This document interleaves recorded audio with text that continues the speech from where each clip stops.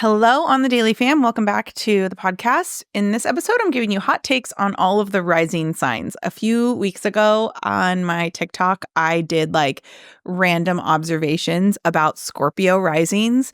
And a lot of people were like, can you do Taurus next? Can we do Aries? Can you do Leo? Everyone wanted theirs. So I'm going to go through all of the rising signs and give my kind of hot takes, my observations about each rising sign and some of the things that I don't think most people think about with each rising sign. So if you're into astrology, this episode's for you. Before we get into this episode, I have to tell you that we are in the middle. We are almost finished with our Black Friday deal, our Black Friday sale, our Black Friday window, whatever you want to call it. It is the week of Thanksgiving here in the US. So the Black Friday sale will end at the end of the week. And this it's crazy. We have offers. We have a discount on Scale to 6 Accelerator plus a free branding audit. My branding audits are $1,000 normally. So you'll get that included. Plus you'll get a discount on your first month if you join us before the end of the week. Also, this is the last month to join Scale to 6 Accelerator and be included in the Austin in-person event that we're going to be doing in February. So if you join next month, that's fine, but it won't be included. You'll have to pay to come to the in-person event, the retreat, whatever you want to call it, in February in Austin. And if you join before the end of November, you will get that included. It'll be part of your thing. Plus you'll get a discount. Plus you'll get the free branding audit. So that is one option for Black Friday. The second option for Black Friday is the Break the Matrix Costa Rica bundle is alive and well. It is the only time you're going to be able to bundle the Costa Rica retreat, which will happen next October, with the course for half off, as well as a free human design astrology reading with me, which are normally $1,500. So the value is insane. The price is depending on which room you choose, because we have a lot of different room options for Costa Rica. And so depending on which room option will affect your price, will decide your price. But the course itself is half off, and the reading, which is $1,500, is free. So right there, there's it's almost, I think, at the very least, you're getting a $3,500 savings for Black Friday, which is bananas. And again, that only goes for another few days. And so if you have any questions about that, you can come ask me on Instagram, Danielle_on_the_daily. Happy to answer any questions you have. Let's get into this episode. Okay, so the rising signs. Let's talk about them, because I did one, like I said, I did on TikTok a few weeks ago. I did my hot takes on on Scorpio rising, because I'm a Scorpio rising, things you may not think about, but it kind of started a feeding frenzy, and now everybody wants to know about their rising sign. So I figured I would just give you a whole episode about it. Okay, so let's start with Aries rising. My observation about Aries risings is everybody assumes that an Aries rising is the brave one, the direct one, the kind of an asshole, a little bit hard-headed, a little bit thick, thick. But the thing about an Aries rising is y'all are actually the biggest gummy bears that exist. And you're actually low-key, maybe even high-key, usually very addicted to outside validation and very concerned with people's approval of you.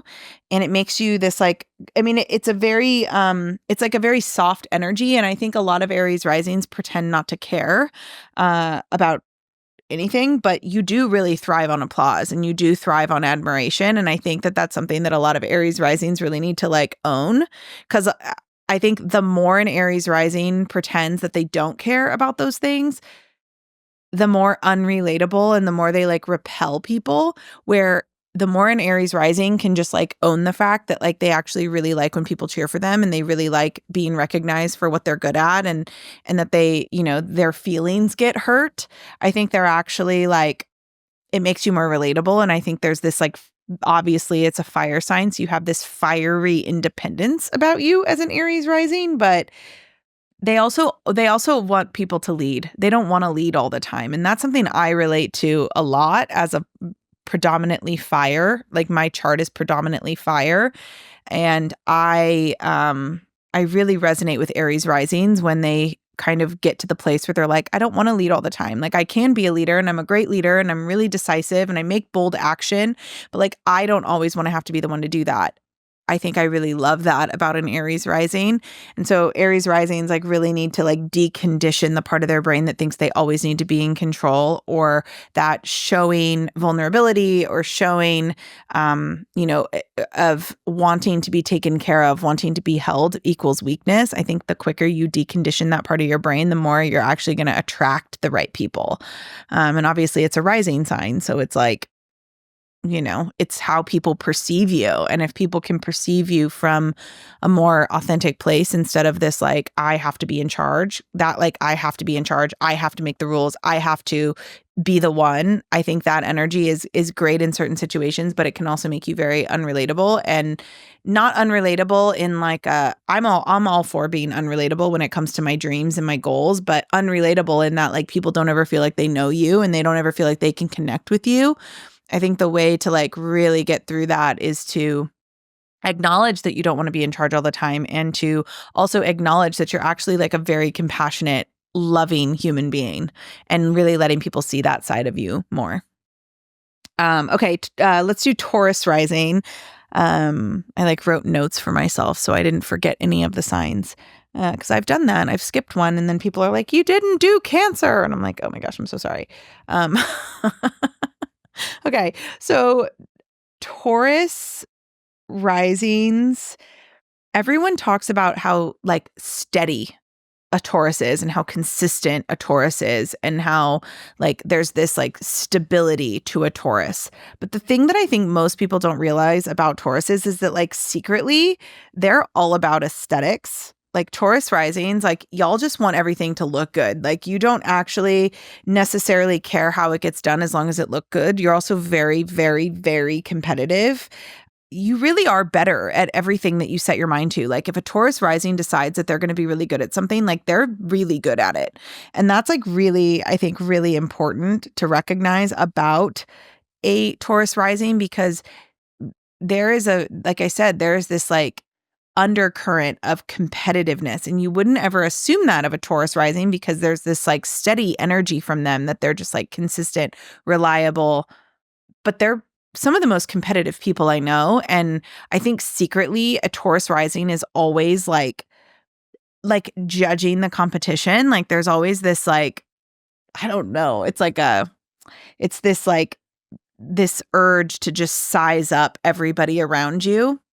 And they want things to look good, and they want, like, if you're a Taurus rising, like, don't lie. You love when things feel luxurious. Like you're all about the bougie lifestyle. Tauruses are bougie AF, and Taurus risings really have that. So there's this like side eye, I think, that happens with Taurus risings. Like if they're ever like compared to someone that they don't feel is as good as them, or they feel like is not as like luxurious, or not as, it doesn't have as good of taste or style as they do. They're like, they're sizing you up. And there's this like very competitive nature to a Taurus, which kind of makes them like a sleeper cell spy in a way, because everyone just kind of assumes that Tauruses are like the like steady, constant energy, which like they are, but they also, my son is a Taurus rising, so I see this in him.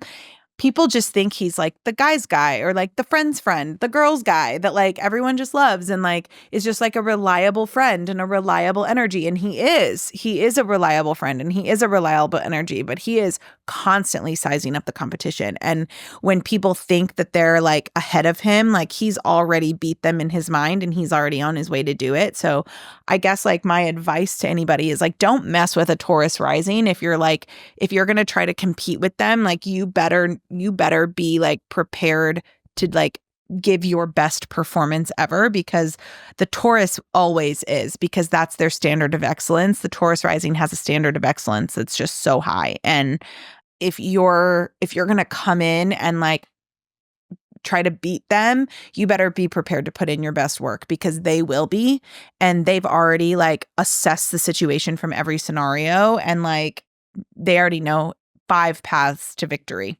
And that's why Tauruses are always so successful, because like people don't think that they're thinking about these things, but it's actually the only thing that they think about. Like Owen, my son, all he thinks about is winning. Like that's it. All he thinks about is winning. Like if he is going to be in competition with someone like at school, he's going to celebrate his friends and he's going to be proud of them. But he's in the back of his mind, he's also thinking like how he's going to beat them next time, or like how he's going to make sure that like he's recognized and he comes out on top. And the kid is bougie AF. Like I created a monster the first time I brought him into the Delta Sky Club, because now he thinks that that's just like life. Like we're flying in a couple weeks. We're literally flying to Canada to see the closing day of the Eras tour. And Owen's like, well, we're flying first class. So like, I'll get a meal. And like, without even thinking about it, like, it's just like Taurus risings are bougie. Y'all are bougie and you like to win and you'll make sure that you win no matter what, which I kind of love about you.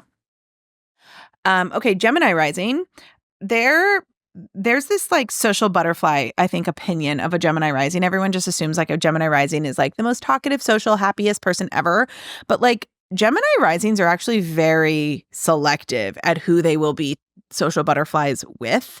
They are chatty for sure, but they're incredibly suspicious. And a Gemini rising is extremely guarded. They do not let everyone in, contrary to popular belief. And I actually think that this is where there's a lot of programming around. If a Gemini rising has not tapped into their personal power, a Gemini rising thinks that they need to be social butterflies with everyone, and then they find themselves getting like very drained, very exhausted, because they think that's what people expect of them. But the quicker a Gemini rising can really tap into like, no, I don't have to be available to everyone, and I don't have to be the social butterfly to everybody I come in contact with. And actually, like, if I'm just myself, then that's all that matters. I think that's when a Gemini rising can like really, really shine. Because listen, like a Gemini rising is going to be the first one to bring up deep topics.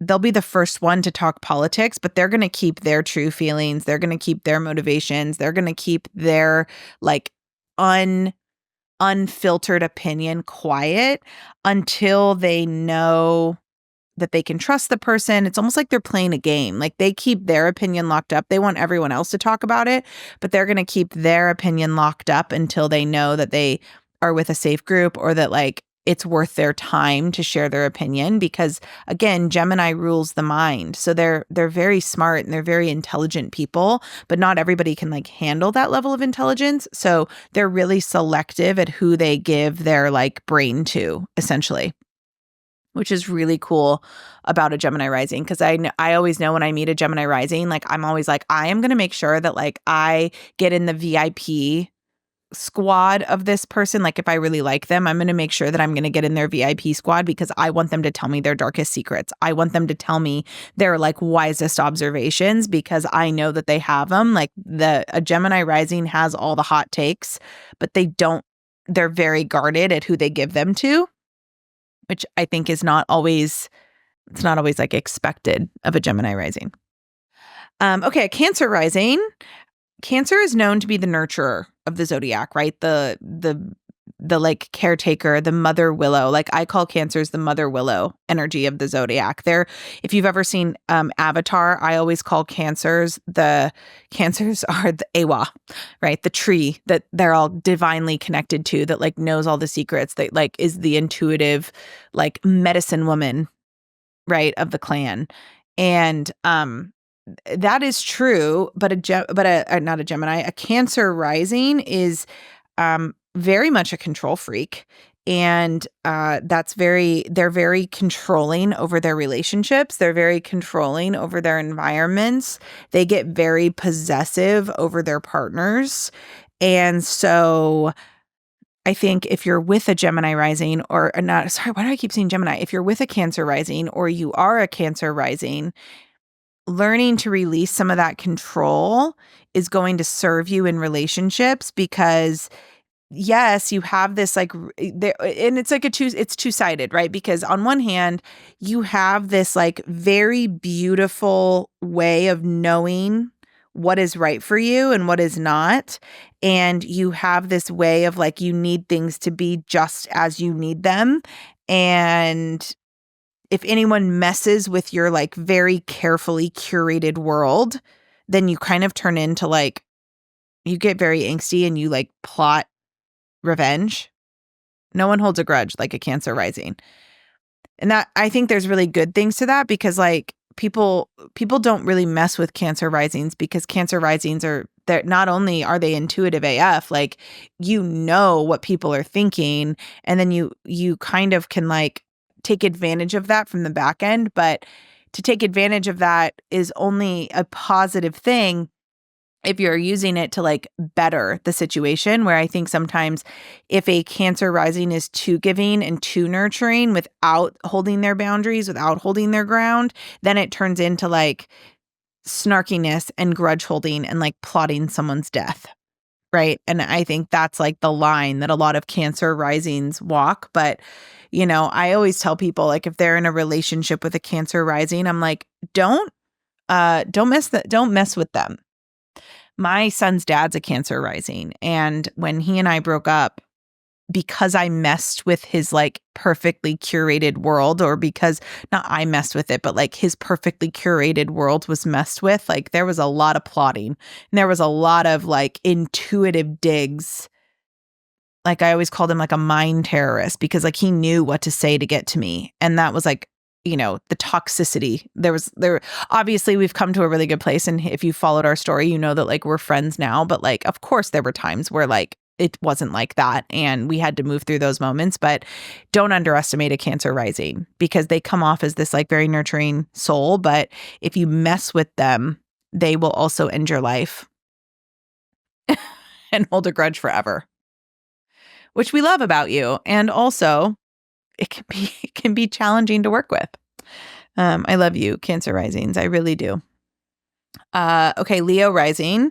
My wife is a Leo rising, so I speak from personal experience here. Leo risings, everyone thinks that they seek attention, okay? And they do. Leos love the spotlight. Leo loves to be very similar to Aries rising. A Leo loves to be applauded for the things that they are good at. They actually need that. They need to be assured that they are on the right path and that they're smart and all those things. Like they actually really do need that. But there is a side of a Leo where they're deeply insecure. Leo risings are deeply insecure, and they're always worried that they're not impressive enough. Always. A Leo rising is always worried that they're not enough. And I think where this comes from, Leo risings, is that you're actually just like terrified of being considered normal. There's this showiness to you, and there's this uniqueness to you that like is so important, and it's part of who you are, is your uniqueness and your ability to shine, right? And so if anyone perceives you as normal or boring, that is like cut to the throat, like stabbed, like shock through the heart, right? Like that's the worst thing that somebody could call you, is like normal. And so you're constantly worried about being normal or not being enough or not doing the most. And I think you'll put on a performance. You're good at performing when you need to, but there is a very hypersensitivity to a Leo rising that even if there's even a hint of being overlooked, it really affects a Leo rising. Leo risings don't want to be pitied, but pity is what they get if they're not allowing themselves to just feel like they're enough. Because here's the thing, Leo risings, you're ruled by the sun. Okay. Your chart, so here's a little history lesson for you about astrology. To find out your chart ruler, everyone wants to talk about sun sign, which like, sure, sun sign's fine. Your sun sign is fine because it's your personality. It's like the most obvious things about you. But if you want to know your chart ruler, you look at your rising sign. Whatever planet rules that sign, that is actually your chart ruler. So, and then from there, you would say like, okay, so for example, like my wife is a Leo rising. Her chart, the sun rules a Leo rising. Her sun sign is Gemini in the Gemini in the 11th house. So Gemini is like where her chart ruler is. The 11th house is her chart ruler. So if you want to know your chart ruler, you look at your rising sign and then the planet that rules that sign, and then what house is that planet in for you, and what sign is it for you, and that will tell you your life's purpose. So that was like a total tangent, but just something that I think you need to know about astrology. So for example, like I'm a Scorpio rising, Mars and Pluto rule Scorpio. For me, it's easy because Scorpio is my first house, my rising, but it also is where Mars and Pluto are for me. So my chart rulers are in the same house as that sign, which makes me very deep, and transformation is the name of my game. But anyway, so that being said, Leo rising, your chart ruler is the sun.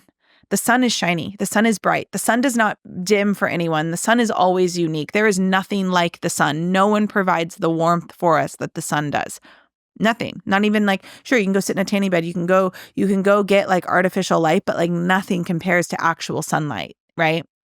You have to remember that that's just who you are.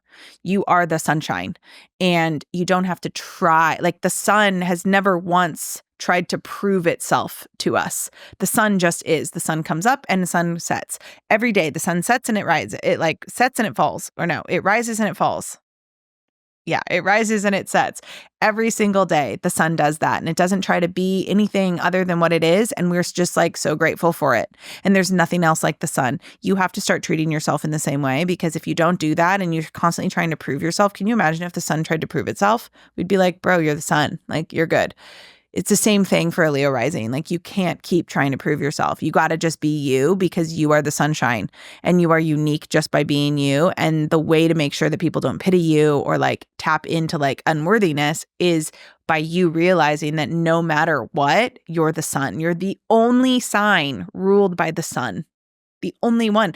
You and the moon you and Cancers are the only ones ruled by luminaries. Right? So kind of going back to Cancer rising, like you're ruled by the moon. The moon is brooding. The moon is emotional. The moon has phases. The moon is sometimes there, sometimes not, right? Like to underestimate a Cancer rising is to underestimate the moon. Like nobody would do that.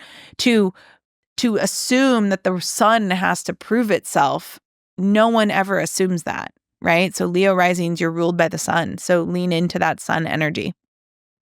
Virgo rising, you're known for being meticulous. You're known for being disciplined. You're known for being organized. But here's the thing about a Virgo rising: no one procrastinates like a Virgo rising. A Virgo rising is the like master of procrastination and has truly made procrastination the biggest art form. And I think that it's because Virgo risings, like because your whole life is so disciplined and like systematic, you love chaos. You love to feel a little chaotic. Feeling chaotic makes you feel alive, baby. And that's beautiful. It's beautiful. And I think there's like a part of a Virgo rising that like really enjoys like the fixing things. And so if you wait till the last minute to do something, now something needs to be fixed immediately. And it gives you this like high because you get to like fix it. And that's a Virgo rising thing. It's a secret thrill. You work best under pressure. Even you complain about it. Virgo risings complain about working under pressure, but a Virgo rising is really good at working under pressure, and you kind of low-key love it. It's like this like masochism you have where you're like, I hate feeling so pressured all the time, but like I'm always going to make sure that I'm under pressure because that's when I do my best work. And like I love a little chaos. So being a procrastinator is like how I get my thrills.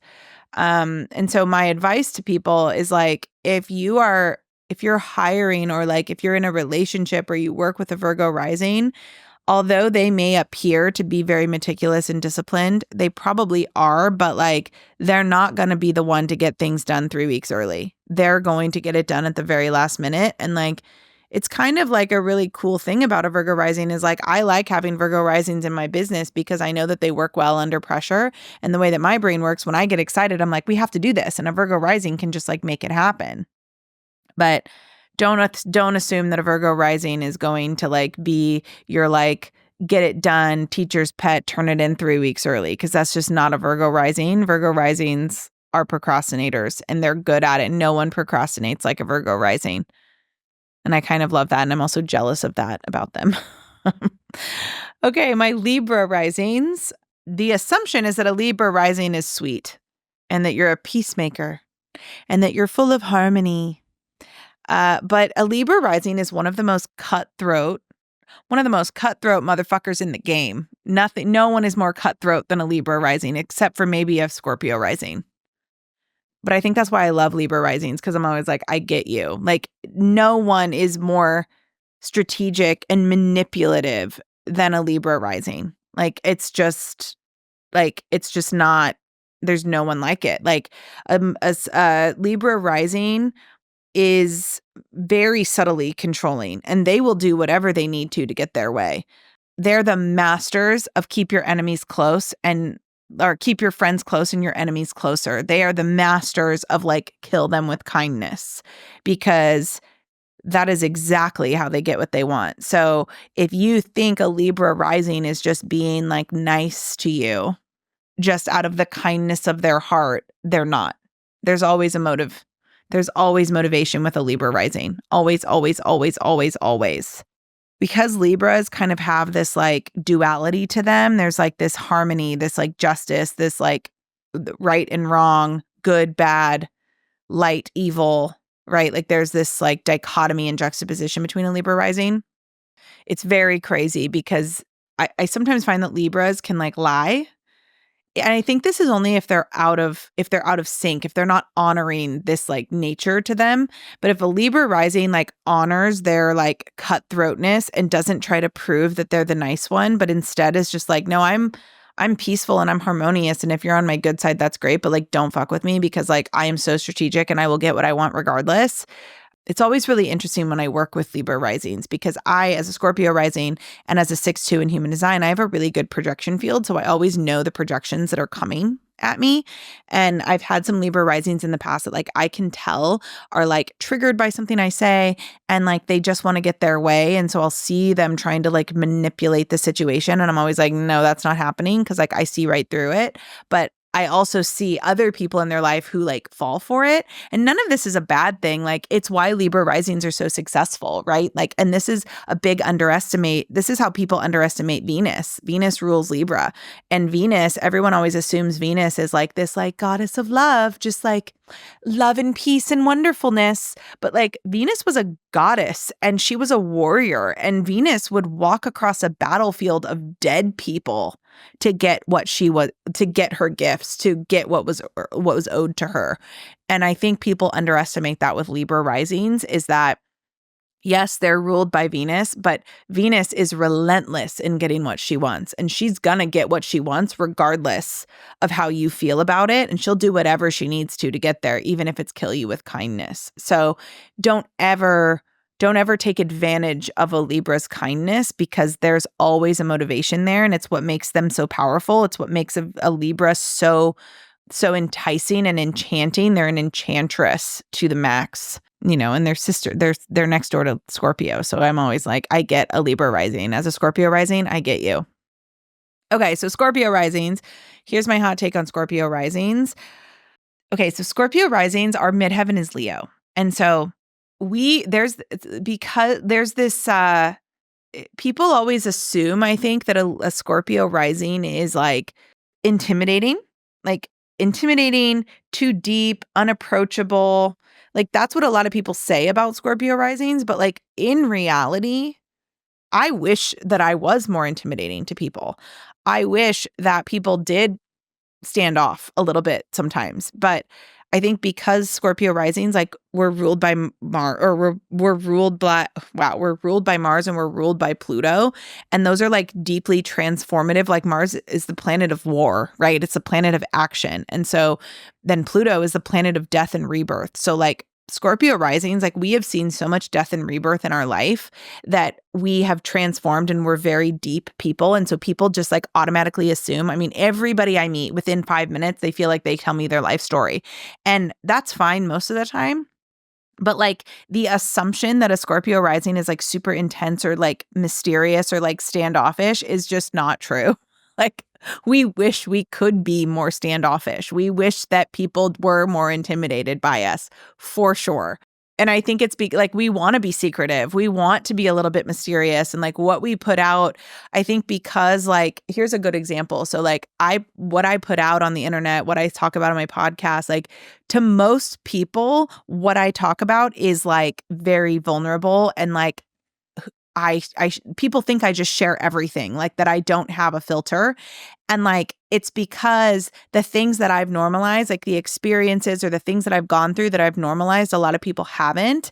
And so I can talk about them with such like ease, like talking about the death of my dad, talking about breaking up with my son's dad, talking about like, falling in love with a woman, like all these things that a lot of people like have a really hard time talking about. Like I don't, because I've dealt with so much transformation in those areas. So the assumption is that like I just share everything. And I don't. I like to be secretive. Like my best friends know more about me than like anyone. And like there's things my actual best friends know about me that like no one else does. And I really like that. And I like the secretness of it. But we're also Leo or Scorpio risings are Leo midheavens, and Leo at work, because 10th house is our midheaven. It's all about career and public image. And it's Leo. So like at work, we're meant to shine and we're meant to be front and center and we're meant to be like holding the mic. But there's a part of us that kind of wishes that we were more intimidating, that people saw us as like more intimidating. And that is always very interesting to me as being a Scorpio rising. But we're always reading into people. We're always reading into people's intentions and motivations. And I think the other thing too is like we get really, if people don't take us as seriously as we take ourselves, it like really triggers us. And like that's a point of our healing. We have to heal that because we sometimes take ourselves too seriously, I think. Okay, moving on. Sagittarius rising, you're ruled by Jupiter, planet of expansion, planet of luck. So there's this like this opinion of you that you're like so adventurous and you're carefree and like you're always like just expansive mind, but like, and as a Sag sun, I can confirm that this is true about Sag suns too. Like Sag rising, no one judges people like a Sagittarius rising. Like you Sag risings are judgy. It's not going to change your opinion of someone. The thing about a Sag rising is like you will judge people without it changing your opinion of them. Like without you, like you'll be friends with people even though you're judging them. And I love this about a Sag rising because everyone just assumes that like Sag risings are just like carefree, go with the flow, like love everyone, like open inclusivity. And it's true, you are. You're very inclusive. You don't care how other people live their life, but you'll be judging them. Like, and so I think there's this like unbothered thing that comes from a Scorpio or a Sag rising where people are like, oh my gosh, like they're the most inclusive people I know, which like it's true. They are, but don't mistake that as like non-judgy because there's no one more judgy than a Sag rising. And you are a free spirit. But you also can't stand when people don't match your vibe. So like if a Sag rising is like on a high vibe and they walk into a room and there's someone that's like a Debbie Downer, like they're going to let them have their moment, but like they're going to judge the shit out of them. And I think like that's the work of a Sag rising is to like, yeah, judge away, judge all you want. But don't let that like affect your relationships with people because then that's when you start to like repel the energy that you actually do want in your life. Because what you focus on grows. So if you focus on the judginess, Jupiter's going to expand the judginess field and everything is just going to make you feel like, ugh, where if you can just be like, oh, that's not how I would have done it or like weird flex, but okay. And like move on, then your focus is elsewhere. So then Jupiter can expand the good things, the abundant things, the transformative things that you actually want to be expanded. Okay, a couple more. I know this is a long episode. Capricorn rising. People assume that you're really practical and very stoic. I think there's this like assumption and this like reputation of a Cap rising that they're like very stoic creatures. But like, or like just very practical or like can see all sides. But Cap risings are petty as fuck. Like they are petty and they hold grudges like a Cancer. I mean, they're sister signs. So they're similar in this, where Capricorn risings will hold a grudge. Like 100%, they will hold a grudge. And the professional demeanor that they present with is really just a mask, I think, often for how seriously they take their legacy. No one cares more about their legacy than a Capricorn rising, than a Capricorn in general, but a Capricorn rising for sure. No one cares more about their legacy. And so a Capricorn will often play it cool, play it very practical, very earthy, very grounded, but they're watching everyone's moves and they've built a case against anyone who doesn't respect them. So it's almost like if you cross a Capricorn rising, you won't know about it in the moment. In the moment, they're going to come off very grounded, very practical, very like let bygones be bygones, but they've already like plotted your death. And like years later, you'll find out just how petty they are. And it's because their legacy is the most important, but it's not, remember, like their legacy isn't like all for me, none for you. A Capricorn rising, their legacy is very rooted in their family. It's very rooted in their values. It's very rooted in like the people that they love, and they will always do what they need to do to make sure that the people that they love are taken care of. And that's where their attention to legacy really comes in. And because of that, it's like any mother, right? Like I know with me, with my son, like you come in between me and my kid, we're going to have a problem. Like, and you'll know about it. And I think that's just like Capricorn rising in general. Like if you mistake their good intentions, if you take advantage of their practicality, if you take advantage of their grounded nature, they are plotting, and they will be plotting for a long time. Aquarius risings love to act unique, and they love to act aloof, and they love to act like they're aliens. And like, listen, an Aquarius is an alien. Aquarius is our aliens because you're innovative and you're creative and you're like ruled by Saturn. So you're kind of like always on this like next plane, like you're always on your way there. But as different as an Aquarius rising is, they want to be recognized for that. So very similar to a Gemini rising in that, or into a Leo rising in that, like you don't want to feel like you're normal. An Aquarius rising, they really do feel like they're better than everyone because they're so different. And they kind of are, like not better than everyone, but like Aquarius rising see the world in a way that no one else can. It's very projector energy. It's like they see the world in a way that no one else can. They do the things that no one else can. They understand the world in ways that no one else can, and they do feel superior for that. And so there is a little bit of judgment, I think, that comes with an Aquarius rising. Aquarius risings claim to be very open-minded, but they're very rigid about their progressive beliefs. Like they are here to shift the paradigm. And if you're in an old paradigm, like there is no time for that. Like they are on their mission, and an Aquarius rising will get very weirdly defensive if their like uniqueness and innovative mind is challenged. So I think my advice to a Aquarius rising is like, you're innovative just by being you, right? Like you're an alien, and like people love you because you're innovative. You don't always need that approval. You don't always need that confirmation. In fact, if you stop looking for that confirmation, people will always just see that in you, and your gifts of progressiveness and your gifts of innovation and your gifts of shifting the paradigm forward. Aquariuses are here to shift the paradigm. That's what you're here for. And if you can just stay on that mission, then everyone will always see you and value for that without you having to like fight for it, or then like get judgmental and brooding when you feel like it's not coming. Because that is one of the most powerful things about you. We love that about you. Okay, finally, Pisces rising, my dreamers. People assume that a Pisces rising is just this like sweet, sensitive Pisces, this dreamy, delusional Pisces, but I would not so fast with that, because a Pisces rising can be a master manipulator, like massive manipulator. And they know how, like a Pisces knows how to play the victim to get what they want. Like 100% they do. A Pisces rising is a master at slipping in and out of accountability or hiding true intentions behind a veil of like, I'm so overwhelmed. A Pisces will be like, I'm so overwhelmed, and like disappear. But that's how they get what they want. They know how to manipulate a situation.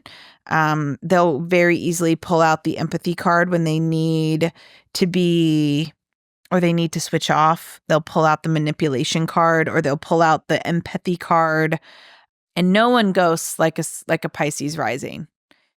And here's the thing, like if a Pisces rising, if you're dead to a Pisces rising, like, and they ghost you, like there's no point in trying to find them because like they're gone. And because they know how to manipulate a situation, they'll be gone before you realize that they're gone. Pisces risings, I love this.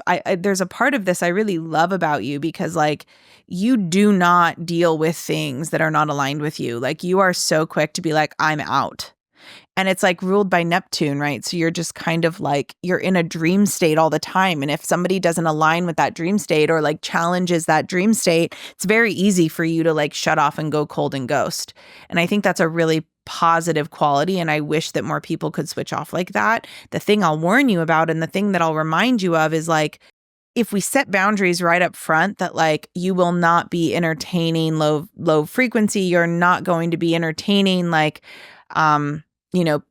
people challenging you, or you're not going to be arguing. If we can set those boundaries up front, then you won't ever need to ghost because people will just like respect that in you. And I think sometimes a Pisces rising forgets to set the boundaries, and then the boundaries that were never set are overran, and then they feel overwhelmed. So then they like ghost and they pull the empathy card, and then they like manipulate the situation.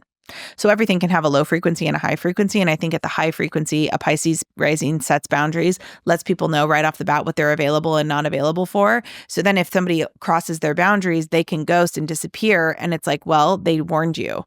If you don't warn people and you don't set those boundaries up front, then that's when you're going to constantly be like feeling like you have to pull the victim card, which you're very good at. Okay. My hot takes on all of the rising signs. There it is.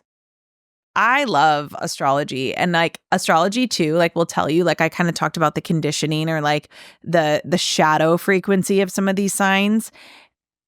This is like another reason why like Break the Matrix is such an important course, because it teaches you how to decondition those like shadow frequencies, because everyone has shadow frequencies. There's light and dark to everything. And so deconditioning the shadow frequency I think is really important. And obviously I teach people how to do that. That's what I'm best in the world at. So I hope you enjoyed this episode, and we'll be back soon. Bye.